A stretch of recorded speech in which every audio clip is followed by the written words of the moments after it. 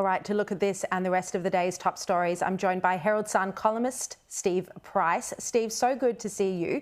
Now, the question is whether the inflation data today, whether this is a blip, whether this is just volatility in the data, or and because of the fuel excise coming off, or whether this is going to be more of an entrenched issue. It's not good news for households, and we are likely to see rate rises.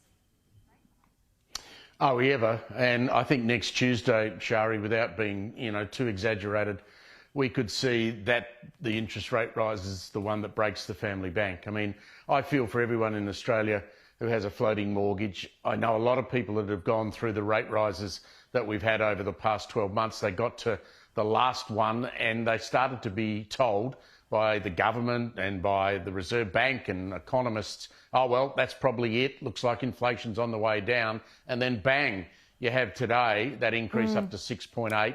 They blame it largely on fuel prices, but when you drive around Australia, fuel prices have dropped over the last few weeks. So that seems, unable to match up those numbers. But you do sit back and wonder, don't you, when you listen to Philip Lowe, Jim Chalmers and anyone else down in the big house down there, are they really in touch with what's happening out in the real world? And you wonder whether they are.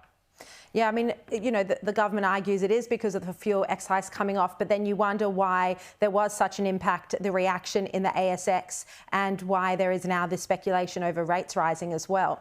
Now, speaking of inflation, Steve, the shadow Treasurer Angus Taylor has come under fire for his performance in Question Time yesterday. He claimed that there'd been significant increases to food prices in the last month alone. He was referring to figures published in the Sydney Morning Herald, which were in fact annual numbers. Have a listen.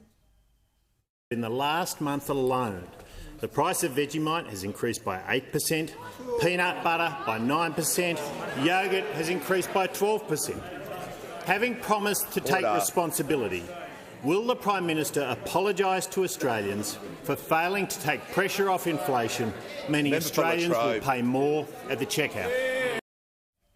Steve, do you think this damages his economic credibility? He wants to become the Treasurer. Yeah, it does, Shari. It damages his economic credibility. But one thing I will say about that, I was watching that live. I don't know if you were, you probably were. So was Anthony Albanese across the dispatch box. So was Jim Chalmers sitting in his seat across from the dispatch box. And when Angus Taylor said that figure about Vegemite, that was the first example he used, did Anthony Albanese shout out, "Shame you got that wrong," or did Jim Chalmers jump up and say, "You got the figures wrong, mate"? And did I jump up off my couch and go, 8% Vegemite? That can't be right. No, I didn't, because we're so used to things going up now in this country that you sort of thought, oh, well, that may be plausible. It wasn't until someone went back to someone's office and started crunching the numbers that they actually had a crack at Angus Taylor. So I think he's copped it, as he probably should, but I think his critics were a bit too quick to jump. Yeah, very good point. When other people don't notice the mistake in real time, well, maybe they weren't as on top of the data either.